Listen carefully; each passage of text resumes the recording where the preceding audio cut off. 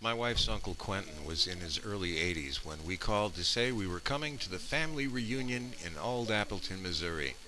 He said, "Fine, you'll stay at my house." We said, "No, we were part of a caravan of about 20 people." He said, "Fine, you'll all stay at my house." Our kids were all young. We were too, come to think of it. Not Quentin, though. Quentin Klaus's house is very small, but motel staying was never part of the Klaus tradition.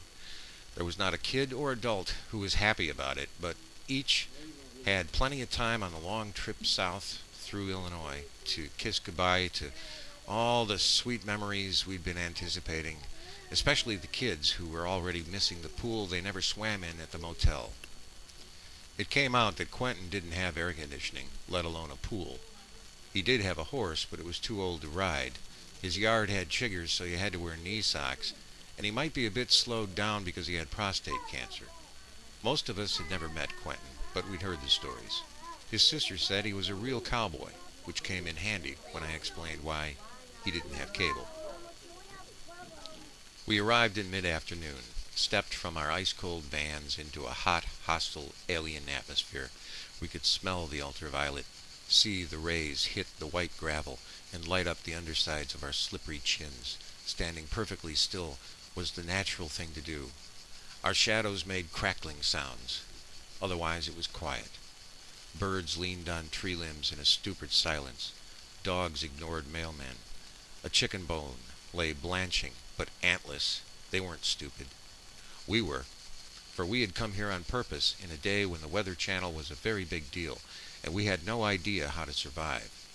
Then Uncle Quentin, dressed head to toe in cowboy, hat to boots and all the get-up in between, stepped out of the back of his tiny white house and sang out, "Howdy!" We spent the rest of the day drinking iced tea, marveling how we never had to urinate, and taking turns in front of the fan.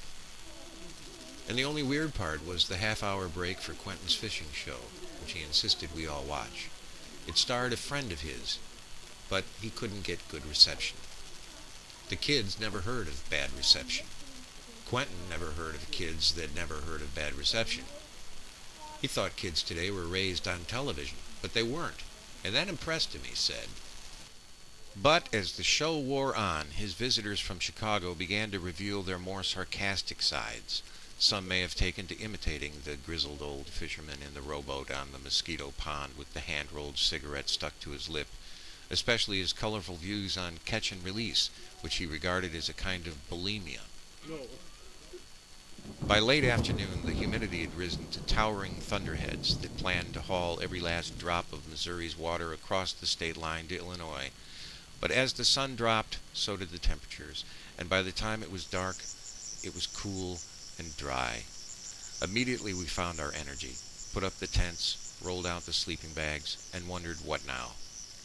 "Anybody feel like spider sniffing?" Quentin asked. Spider sniffing? The art of sniffing a spider is accomplished with a small flashlight. A penlight is fine, held close to the side of the head, or, if it's small enough, right between the eyes. The head-on angle allows you to see the eyes of the spider, actually their retinas, which are two bright diamonds. It was a remarkable discovery, and we all shared it with the people we knew back home. Years later, I was sitting around a friend's pond late at night, and I told him about spider sniffing. We tried it, and it still worked all those years later. Funny how in all that time I never wondered if it might work on other creatures, such as fish. It does. Put the flashlight next to and behind your eye, and you'll see every fish that's down there. Move the light an inch away from your head, and they're gone. Quentin's gone, but the gift he gave us remains. I'm passing it on to you now. Some hot day when you're old, your descendants may descend on you, and you won't have any of the amenities they're used to, nor will you speak their language. And though your hearing may not be what it was, you can always hear the children asking why old people smell like that. They will want to be somewhere else like Great America, and they will sulk as the evening settles over them like depression, and you'll smile and ask if anybody wants to go spider sniffing. I'm Kurt Fisher. Thanks for listening.